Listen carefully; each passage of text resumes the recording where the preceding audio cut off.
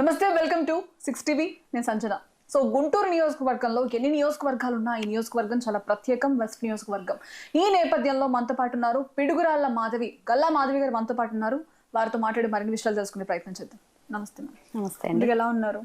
అందరం బాగున్నాం సార్. చాలా కూల్ గా కనిపిస్తున్నారు ప్రచారంలో కూడా. అంటే లైక్ ఫస్ట్ టైం పాలిటిక్స్ లోకి ఎంటర్ అయ్యారు. సో ఈ నేపథ్యంలో సేవే లక్ష్యంగా నేను ఓన్లీ సర్వీస్ చేయడానికే వచ్చాను అని చెప్పేసి కూడా మీరు చాలా సందర్భాల్లో చెప్పిన పరిస్థితి కనిపిస్తోంది. సో ఏంటి దాని? ముందుగా 6 టీవీ ప్రేక్షకులకి నమస్కారం అండి. సేవే లక్ష్యంగా ఈరోజు ఈ రాజకీయ రంగ ప్రవేశం చేయడం జరిగింది. ఇప్పటిదాకా మన సంస్థల ద్వారా లేదంటే హాస్పిటల్స్ ద్వారా ఎన్నో రకాల సేవా కార్యక్రమాలని, ఉద్యోగ కల్పనని ఇస్తూ వచ్చాము. ఇప్పుడు ఇంకొంచెం మరింత విస్తృతగా ప్రజలకు ఏమైనా చేయాలి అంటే రాజకీయ రంగం మాత్రమే దానికి ఏకైక మార్గం అని నమ్మాము. కాబట్టి రాజకీయ రంగ ప్రవేశం కోసం ప్రయత్నించాము. అది సఫలమైంది. సో సక్సెస్ అయింది అనుకుంటున్నారు? అవునండి. సో రెస్పాన్స్ ఏ విధంగా ఉంది ప్రజల్లోకి వెళ్ళినప్పుడు? అంటే ఎక్స్పీరియన్స్ ఉన్నోళ్ళు, బ్యాక్గ్రౌండ్ ఉన్నోళ్ళు అది వేరు. బట్ మీకు పొలిటికల్లో బ్యాక్గ్రౌండ్ కానీ ఎటువంటిది ఏది లేదు. డైరెక్ట్ మీరు పాలిటిక్స్ లోకి ఎంట్రీ ఇచ్చారు. బట్ ఎంట్రీ ఇవ్వడంతోనే నేను సర్వీసే చేస్తాను. అండ్ ఇంకోటి, గుంటూరులో మెయిన్ గా వాటర్ ప్రాబ్లం ఉంది, డ్రైనేజ్ ప్రాబ్లం ఉంది, ఇలా ప్రాబ్లమ్స్ ఉన్నాయి. ఈ ప్రాబ్లమ్స్ ని మీరు బయటకు తీసుకురావడానికి ప్రయత్నిస్తున్నారు. సో రెస్పాన్స్ ఏ విధంగా ఉంది ప్రజల నుంచి? యాక్చువల్గా ఇప్పుడు కొత్తగా పొలిటికల్గా మేము రావడం వల్ల తెలుసుకున్న సమస్యలు ఏంటి కాదు ఇవన్నీ. ఓకే. అంటే జస్ట్ పొలిటికల్ ఎంట్రీ అంటే మీరు హార్డ్లీ తీసుకుంటే ఒక 30 days ఉంటుందేమో. అంతకు ముందు నుంచే కూడా ప్రజలతో చాలా దగ్గరగా ఉండడం వల్ల, మాకు సంస్థల పరంగా వాళ్ళతో ఎప్పుడూ ఒక పెద్ద కుటుంబాన్ని ఏర్పరచుకోవడం వల్ల వాళ్ళ ప్రతి సమస్య మాకు నోటెడ్గా ఉంటుంది. వాళ్ళు దేనికి బాధపడుతున్నారు, ఏంటి వాళ్ళ కోర్ నీడ్స్ అనేవి మాకు ఎప్పుడూ ఒక ఐడియాలో ఉంటుంది. అండ్ మోర్ ఓవర్ ఇక్కడే ఉండడం వల్ల, స్థానికత ఇదే అవడం వల్ల ఇక్కడ ఉన్న ప్రధానమైన సమస్యల మీద కూడా చాలా అవగాహన ఉంది. ఎందుకంటే డే టు డే లైఫ్ ఇంట్లోంచి బయటకు వేస్తే మేము ఫేస్ చేస్తూ ఉండే సమస్యలే. As part of common people మేము కూడా ఇంట్లోంచి బయటకు రాగానే అవే రోడ్లు చూడాలి, అదే ట్రాఫిక్ సమస్యలు, అదే ఎంప్లాయ్మెంట్ గురించి మేము బాధలు చూస్తూ ఉన్నాము. ఇలా రకరకాలుగా ఒక లోకల్ పర్సన్ గా నాకు ఇక్కడ ఉన్న సమస్యల పట్ల చాలా అవగాహన ఉంది. ఓకే. అటు పక్కన చూసుకున్నట్టయితే రజనీ ఉన్నారు మీకు అపోజిట్ గా. సో ఆమె గత ప్రభుత్వంలో గెలిచారు. సో వైసీపీలో మీకు గట్టి పోటీ ఇస్తారని మీరు అనుకుంటున్నారా? ఇక్కడ మనము పోటీ పరంగా చూసుకుంటే ముందు ప్రభుత్వాల పరంగా చూసుకోవాలి. ప్రభుత్వాల దగ్గరికి వెళ్తే మీరు అన్నట్టు వైఎస్ఆర్సీపీ ప్రభుత్వం అండ్ టీడీపీ ప్లస్ ఇప్పుడు ఒక అలయన్స్ లో కూటమి ప్రభుత్వం, ఈ రెండింటిని మనం ఫస్ట్ అనలైజ్ చేసుకుంటే గడిచిన 5 years లో ఈ వైఎస్ఆర్సీపీ ప్రభుత్వం ప్రజలకి ఏం అందించింది, సంక్షేమం అనే పేరుతో ఎంత మోసం చేసింది, ఒక రివర్స్ టెండరింగ్ లాగా ప్రతిదాన్ని రాష్ట్రాన్ని ఎలా వెనక్కి తీసుకెళ్ళింది అన్నది ప్రతి ఒక్కరూ ఈరోజు అర్థమవుతుంది వాళ్ళకి. ప్రతి ఒక్కరికి ఎలా ఉందంటే ఒక రకమైన అన్రెస్ట్ ఉంది పీపుల్లో. అండ్ అదే మీరు ఈ కూటమి గవర్నమెంట్ కానివ్వండి, టీడీపీ అంతకుముందు ఉన్నది టీడీపీ కాబట్టి ఆ టీడీపీ కావచ్చు, లేదంటే ఈరోజు మనం ఎన్డీఏ కావచ్చు, మీరు దాన్ని అనలైజ్ చేసుకుంటే ఇప్పటి వరకు గుంటూరులో అభివృద్ధి అంటూ ఏదైనా జరిగింది అంటే టీడీపీ ప్రభుత్వంలోనే జరిగింది. అండ్ మోర్ ఓవర్ ఇప్పుడు మనకు ఒక స్ట్రాంగ్ అలయన్స్, ఒక స్ట్రాంగ్ డెడికేటెడ్ లీడర్షిప్ అనేది యాడ్ అవుతుంది. పవన్ కళ్యాణ్ గారు యాడ్ అయ్యారు. అది నిస్వార్థంగా ఆయన నాకు పదవులు అవసరం లేదు, నాకు ప్రజాసేవే ముఖ్యం అని ఈరోజు ఆయన మనకి కలవడం జరిగింది.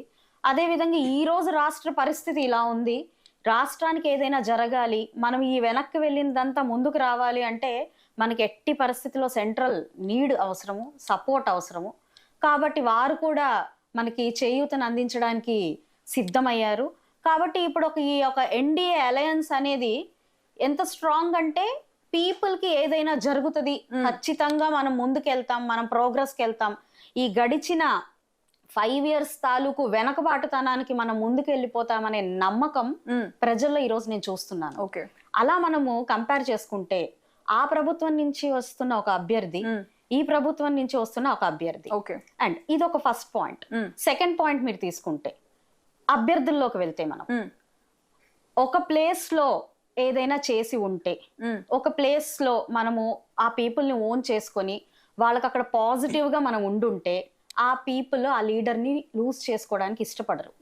ఎట్టి పరిస్థితిలో ఇంకొక చోటికి వెళ్తుంది అంటే వాళ్ళని యాక్సెప్ట్ చెయ్యరు.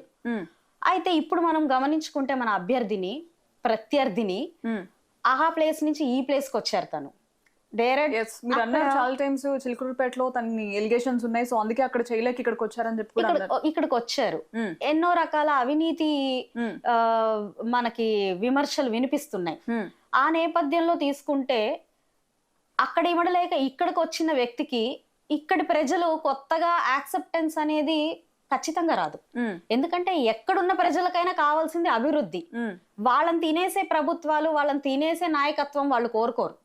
వాళ్ళని ఇబ్బంది పెట్టే నాయకత్వాన్ని ఏ ప్రజలు కోరుకోరు. ప్రజలు ఏ ప్రాంతంలో ఉన్న ప్రజలే కాబట్టి వాళ్ళకి కావాల్సింది సంక్షేమము, అభివృద్ధే కాబట్టి అక్కడ జరగని అభివృద్ధి, అక్కడ ఆ వ్యక్తితో జరగని అభివృద్ధి, సంక్షేమము ఇక్కడికి వచ్చాక ఎలా జరుగుతుంది అన్నది ఒక పెద్ద క్వశ్చన్. మీరు క్వశ్చన్ మార్క్ చెప్పారు.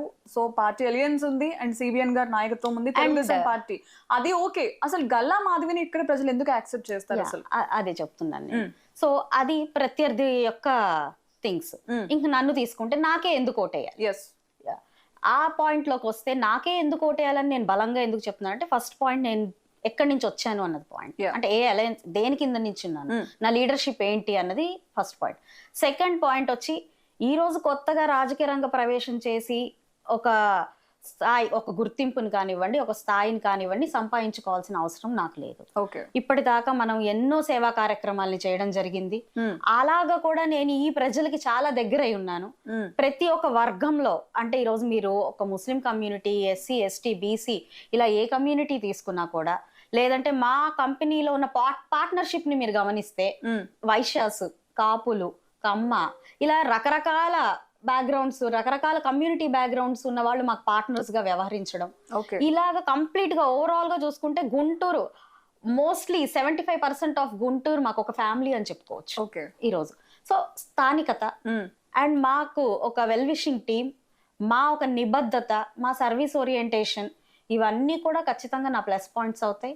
ఇంతవరకు మేము ఎలాంటి అవినీతిలో కానివ్వండి, లేకపోతే ఇంకొక, అంటే అది మా వ్యక్తిత్వంలోనే లేదు కాబట్టి పీపుల్ అనే వాళ్ళకి ఎట్టి పరిస్థితిలో వాళ్ళని ఉద్ధరించే వాళ్ళు, లేదంటే వాళ్ళకి ఏదైనా చెయ్యాలనుకునే వాళ్ళు, సేవను మాత్రమే నమ్ముకొని వచ్చే వాళ్ళనే కోరుకుంటారు. అవును, అందులో ఫస్ట్ ముందుగా నేను ఉంటాను కాబట్టి ఇక్కడ ప్రజలు తప్పకుండా నన్ను యాక్సెప్ట్ చేస్తారు. సో గంటపదంగా మీరు చెప్తున్నారు టీడీపీనే వస్తుంది, వైసీపీ రాదు అని చెప్పేసి కూడా మీరు రికార్డ్ బ్రేక్ చేస్తుందని కూడా మీరు చెప్తున్నారు. సో ఏ విధమైన కాన్ఫిడెన్స్ అసలు మీకు? అదేనండి, కేవలం నేను ఇది చేయగలను అనే నమ్మకం, అది చేయడానికి గవర్నమెంట్ ఇచ్చే సపోర్ట్. ఫస్ట్ మనకు బోల్డన్ని ఇది చెయ్యాలి, అది చెయ్యాలి అని ఉండొచ్చు, ఉన్నా కూడా పైనుంచి సపోర్ట్ రావాలి. పైనుంచి సపోర్ట్ అంటే నేను ఈ పాయింట్ ఎందుకు పర్టికులర్ గా చెప్తున్నానంటే, గడిచిన గత ప్రభుత్వంలో ఏ నాయకుడికి కూడా ఫ్రీ హ్యాండ్ లేదు. ఒక నియంత పాలనను చూసాం. ఏ నిర్ణయం కూడా పైనుంచి తీసుకుంటే అది తూచా తప్పకుండా కింద స్థాయి నాయకులు చేసి తీరాల్సిన పరిస్థితి ఉండింది. అయితే మనకి ఇక్కడ సేవ చేయడానికి వచ్చే ప్రతి ఒక్కరికి, అభివృద్ధి కోసం పాటుపడే ప్రతి ఒక్క నాయకుడి దాకా అక్కర్లేదు, ఒక కార్యకర్తకు కూడా ఎంతో ఫ్రీడమ్ ఉంటుంది మనకి. వారు సేవ చేయడానికి ప్రజల కోసం కనుక ఉంటే వారికి ఆ గుర్తింపు, ఆ గౌరవం మన కూటమి పార్టీ ఇస్తుంది, కూటమి మనకి ఇస్తుంది అనమాట. సో అలాంటి ఒక ధైర్యంతో ఇక్కడ నేను ఏదైనా చేయగలను, ప్రజల్ని ఖచ్చితంగా నేను ఇక్కడ ఒక అభివృద్ధి పదంలో పరిగెత్తించగలను అనే నమ్మకం నాకు చాలా. మీ నియోజకవర్గంలో మీరు ప్రజలకు ఎలాంటి భరోసా ఇస్తారు? అసలు మీరు అధికారంలోకి వస్తే వాళ్ళకి ఏం చేస్తారు అసలు మీరు? మన పశ్చిమ నియోజకవర్గం తీసుకుంటే కార్పొరేషన్ లెవెల్ అనే ఒక మాట తప్ప బేసిక్ కమ్యూనిటీస్ లేని ఒక కాన్స్టిట్యుయెన్సీ పశ్చిమ నియోజకవర్గం. ఎంతో చరిత్ర ఉన్నా, దానికి ఎన్నో పాజిటివిటీస్ ఉన్నా కూడా స్టిల్ అది బేసిక్ కమ్యూనిటీస్ లేక ఇబ్బంది పడుతున్న పరిస్థితి ఈ రోజు గమనిస్తున్నాం. సో వచ్చి రాగానే ముందు బేసిక్ కమ్యూనిటీస్ మీద కాన్సన్ట్రేట్ చేస్తాము. మంచినీటి పథకాల ద్వారా ఆల్రెడీ కూటమి నిర్ణయించింది ఇంటింటికి కుళాయి అనే పథకాన్ని ఇచ్చింది. సో దాని ద్వారా ప్రతి ఇంటికి మంచినీటి పథకాన్ని అందిస్తాము. రోడ్లు, అండర్ గ్రౌండ్ సిస్టమ్స్, ఎంప్లాయ్మెంట్, ఇలా రకరకాల సమస్యలు ఉన్నాయి. ప్రతి ఒక్క సమస్యని వచ్చి రాగానే 1 by 1 సార్ట్ అవుట్ చేసుకుంటూ వెళ్తాము. సో నెక్స్ట్ ఇప్పుడు వై నాట్ 175తో వాళ్ళు ముందుకెళ్తున్నారు సిద్ధం అనుకుంటూ, మీరు సంసిద్ధం అంటున్నారు. అసలు వార్ ఏ విధంగా ఉండబోతోంది? ఎలక్షన్ కి చాలా తక్కువ టైం ఉంది. అంటే గాల్లో రాతలు అంటారండి. వై నాట్ 175 అని అంటే నేను కూడా వై నాట్ 200 అని కూడా అనొచ్చు. లేనివి అనుకోవచ్చు. ఇప్పుడు ఎలా అనిపిస్తుంది అంటే, నాకు కళ్ళు మూసుకొని పిల్లి పాలు తాగుతుంది అనే సామెత వినే ఉంటారు. అవును, తను ఏం చేస్తున్నది అన్నది పక్కన వాళ్ళు చూడట్లేదేమో అని అనుకొని తన పని తను చేసుకుంటూ వెళ్తుంది. ఆ రకమైన ధోరణే మనకి గత ప్రభుత్వంలో కనిపిస్తుంది. ఇంతటి అవినీతి గవర్నమెంట్, ఇంతటి అక్రమ గవర్నమెంట్ ఇప్పటి వరకు ఆంధ్ర రాష్ట్ర ప్రజలు చూడలేదు. ప్రతి వర్గం వాళ్ళు ఈ రోజు ఎంత అనిశ్చితిని ఎదుర్కొంటున్నారంటే, ఎప్పుడెప్పుడు దీన్ని దింపేసి మనం ఎప్పుడెప్పుడు ఊపిరి పీల్చుకోవాలి అన్న పరిస్థితిలో ఉన్నప్పుడు 175 వేసే ప్రజానీకం ఎవరో కూడా పాపం తెలిసి ఉండాలి. ఎవరు వేయబోతున్నారు? మీరు ఏ కమ్యూనిటీని తీసుకోండి, లేదంటే ఏ ఆర్గనైజేషన్ ని తీసుకోండి, ఏ అసోసియేషన్ ని తీసుకోండి, ప్రతి ఒక్కరు ఏదో ఒక అన్రెస్ట్ లో ఉన్నారు. మాకు ఇది వద్దు అని నిశ్చయించుకుని ఉన్నారు. అలాంటప్పుడు వీళ్ళకి ఓటేసి 175 ఇచ్చేది ఎవరు? అంటే మరి దాని వెనకాల మరి వాళ్ళు ఇంకేదైనా చేయబోతున్నారా అన్నది నాకు తెలీదు. యాజ్ ఫర్ పీపుల్నే కనుక మనం కాన్సన్ట్రేట్ చేస్తే మాత్రం ఇది ఒక పిల్లి కళ్ళు మూసుకుని పాలు తాగిన విధంగానే వాళ్ళు చెప్తున్నారు. ఓకే, ఇక్కడ చూసుకున్నట్టయితే సిబిఎన్ ఒక స్ట్రాటజీ ప్లే చేశారు. పిడుగురాళ్ళ మాధవి బ్రాకెట్లో గల్లా మాధవి. సో గల్లా అనేది కమ్మవారికి వర్గానికి దగ్గర చేస్తూ బ్రాకెట్లో పెట్టారు. పిడుగురాళ్ళ అనే పేరు ఇప్పుడు గుంటూరుకి దగ్గరగా ఉంది కాబట్టి ఏరియాలో ఇది పెట్టారు. సో ఈ కైండ్ ఆఫ్ స్ట్రాటజీ ప్లే చేశారని చెప్పేసి కూడా సిబిఎన్ గారి మీద మీ మీద ఆరోపణలు వస్తుంది. దీని మీద మీరేమంటారు? యాక్చువల్గా ఈ పేరు పరంగా తీసుకుంటే పిడుగురాళ్ళ అనేది నా ఇంటి పేరు, like my birth sir name. మా ఫాదర్ పేరు పిడుగురాళ్ళ శివయ్య. మ్యారేజ్ చేసుకున్నాక నా హస్బెండ్ నేమ్ ని తీసుకొని వచ్చాను. ఆయన పేరు గళ్ళ రామచంద్రరావు. ఇప్పుడు జనరల్ గా భారతీయ సాంప్రదాయం ప్రకారం ఏ అమ్మాయికైనా పెళ్ళయిన తర్వాత భర్త నేమ్ తీసుకోవడం సహజం. అయితే పిడుగురాళ్ళ మాధవిగా సర్టిఫికెట్స్ లో ఉండడం చేత, సర్టిఫికెట్స్ అవి సబ్మిట్ చేయడం చేత మనం ప్రొఫైల్ ఇచ్చినప్పుడు పిడుగురాళ్ళ మాధవి అని అనౌన్స్ చేయడం జరిగింది. అయితే అప్పటికే నేను ఇక్కడ గల్లా మాధవిగా, ఒక గల్లావారి కోడలిగా నేను ఇక్కడ ఉన్నాను కాబట్టి, ప్రజలందరికీ గల్లా మాధవిగా నేను సుపరిచితురాలిని కాబట్టి, ఇప్పుడు ఒక కన్ఫ్యూజన్ వస్తుందేమోనన్న ఒక కేవలం అదొక ఐడియాతో మాత్రమే బ్రాకెట్లో అది పెట్టడం జరిగింది. కానీ ఇందులో ఒక క్యాస్ట్ ఈక్వేషన్ లాగా మీరు అనుకునే పొలిటికల్ థింగ్ గా దాన్ని చూడాల్సిన అవసరం లేదు. ఏదేమైనా అటు గల్లా అయినా ఇటు పిడుగురాళ్ళ అయినా గుంటూరుకి మాత్రం నేను మాధవిని, గుంటూరుకి మాత్రం ఆడపడుచుని. ఓకే, చివరిగా మీ అభిమానులకే కావచ్చు, కార్యకర్తలకి, ప్రజలకి వారిని ఉద్దేశించి మీరు ఏం చెప్తారు? ఈ రోజు ప్రజలందరినీ ఒకటే విజ్ఞప్తి చేస్తున్నానండి. సరైన నిర్ణయం తీసుకోండి. ఓటు అనేది మీకు మీ హక్కు, అది మీ బుల్లెట్. సరైన నాయకత్వాన్ని మీరు ఎంచుకోవాల్సిందిగా నేను కోరుకుంటున్నాను. ఈరోజు ఎన్నో రకాలైన సమస్యల్ని మనం ఎదుర్కొంటున్నాం. మన రాష్ట్రం ఎంతో వెనుకబాటును చూస్తుంది. కనీ విని ఎరగనట్టు ఆంధ్ర రాష్ట్రం అనేది హాస్యాస్పదంగా ఈరోజు భారతదేశంలో నిలిచి ఉంది. ఇలాంటి పరిస్థితులన్నిటి నుంచి మనం బయటపడాలి అంటే మాత్రం ఖచ్చితంగా కూటమికి ఓటేసి గెలిపించాలి. ప్రతి ఒక్క నాయకుడు ఈరోజు కూటమిలో ఒక విజనరీ లీడర్ ఉన్నారు, ఒక యూత్ ఉన్నారు, ఒక నిస్వార్థ వ్యక్తి ఉన్నారు, ఒక సమర్థత వ్యక్తి ఉన్నారు. ఇంతమంది కలిసిన ఈ నాయకత్వంలో ఖచ్చితంగా ప్రజలకి అభివృద్ధి జరుగుతుంది, సంక్షేమం లభిస్తుంది, సాధికారత లభిస్తుంది. ఇవన్నీ మనకి కావాలంటే మనం సరైన నిర్ణయం ఈరోజు తీసుకోవాలి. కాబట్టి ప్రతి ఒక్కరిని, ప్రజానీకాన్ని అందరినీ నేను అభ్యర్థించే ఏకైక విషయం, సరైన నిర్ణయం తీసుకొని ఈ కూటమికి ఓటేసి నన్ను గెలిపించి, అలాగే కూటమిని గెలిపించి ఈ రాష్ట్రాన్ని అభివృద్ధి పదంలో పరిగెత్తించాల్సిందిగా మనవి చేసుకుంటున్నాను. సో చివరిగా ఒక ప్రశ్న చెప్పండి. చాలా మంది టీడీపీలో ఉన్నారు. ఇప్పుడు సిబిఎన్ గారు చాలా మందికి అవకాశం కల్పించారు, చాలా మందికి లైఫ్ ఇచ్చారు. వాళ్ళందరూ కూడా టీడీపీలో వన్స్ గెలిచిన తర్వాత పార్టీని వదిలి వేరే పార్టీలోకి వెళ్తున్నారు. లైక్ మోదుగుల అవ్వచ్చు, మద్దాల గిరిధర్ అవ్వచ్చు, మీకు తెలిసిందే. సో అలా మీరు కూడా వెళ్ళే ఛాన్సెస్ ఏమైనా ఉన్నాయా?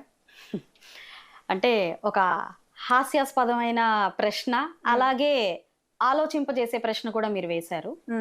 కరెక్టే మీరు చెప్పింది. ఇప్పటిదాకా ఇలా గెలవడం, ప్రజల్ని నమ్మించడం, వారు ఏదో చేస్తారని పాపం ప్రజలందరూ కూడా ఎంతో కృషి చేసి వారిని ఓటేసి గెలిపించడం, తర్వాత వెంటనే వీరి నమ్మకాన్ని ఒమ్ము చేస్తూ వాళ్ళ సమ్ పర్సనల్ రీజన్స్ ద్వారా వాళ్ళు వెళ్ళిపోవడం జరిగింది. అయితే ఇందుకు నేను ఒకటే ఒక ఉదాహరణ చెప్తాను.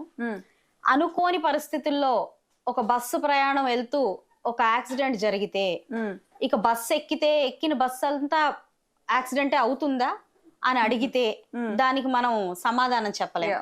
అయితే నా వరకు నేను తీసుకుంటే, ఈరోజు మీకు ముందే చెప్పాను, నేనేదో పదవులు ఆశించి కానివ్వండి, ఇప్పటిదాకా అవతలికి దూకిన నాయకులందరూ కూడా ఏదో ఒకటి ఆశించి వెళ్ళారు. అవును, ఇక్కడ ఏదో దొరకదు కాబట్టి అక్కడికి వెళ్ళారు. అయితే నన్ను మీరు తీసుకుంటే, నేనేదో ఆశించి రాజకీయ రంగ ప్రవేశం చేయలేదు, పదవులను ఆశించలేదు, ధనార్జన చేయాలి అని అంతకన్నా లేదు. ఇప్పటిదాకా దేవుడి దయ వల్ల చాలా బాగా మేము స్థిరపడి ఉన్నాం గుంటూరులో. కాబట్టి ఒక ధనార్జన మాధ్యమంగా ఈ రాజకీయాన్ని మేము చూడదలుచుకోలేదు. అంటే రాజకీయాన్ని వాణిజ్యపరంగా మేము వెళ్ళాలి, మార్చదలుచుకోలేదు. అది ఒక పాయింట్. రెండో పాయింట్ వచ్చేసి సేవ చేయాలి, ఎట్టి పరిస్థితుల్లో ప్రజలకి దగ్గర అవ్వాలి, ఈ రోజు ప్రజలున్న పరిస్థితుల్ని మార్చాలి అని ఎంతో సంకల్పంతో ఈ రోజు మేము ముందుకు వస్తున్న క్రమంలో ఈ మీరు చెప్పిన ఈ మాట అసలు అది ఆలోచనకు కూడా రాని ఒక అంశం కాబట్టి, అంటే మీరు సేమ్ ఒక యాక్సిడెంట్ జరిగింది కాబట్టి పద్దాకలు అదే జరుగుతుందా అనే విధంగా ఆలోచించినట్టే అవుతుంది తప్ప ఒక వ్యక్తిని వాళ్ళ వ్యక్తిత్వానికి మాత్రం అది ఏ మాత్రం సంబంధం లేదు. నా వ్యక్తిత్వ పరంగా ప్రజల కోసం, ప్రజా సంక్షేమం కోసం, అభివృద్ధి కోసం, అందులో నుంచి నాకు ఒక ఆత్మ సంతృప్తి కోసం నేను వచ్చాను. కాబట్టి నా ఆత్మ సంతృప్తి కోసం నేను ఎప్పుడూ ఇక్కడే ఉంటాను. నా స్థానికత ఇదే, ఇలాగే ఉంటాను. ఈ పార్టీకి చివరి శ్వాస వదిలేదాకా ఈ పార్టీలోనే ఉంటాను. విషయం ఆల్ ది గుడ్ లక్ అండి. Thank you so much. So మొత్తానికి నేను సేవే లక్ష్యంగా సేవ చేయడానికే పార్టీలోకి వచ్చాను, పార్టీ మారే ప్రసక్తే లేదని చెప్పేసి కూడా మాధవి గారు చెప్తున్న పరిస్థితి కనిపిస్తోంది. కెమెరామ్యాన్ శ్రీరామ్తో సంజన.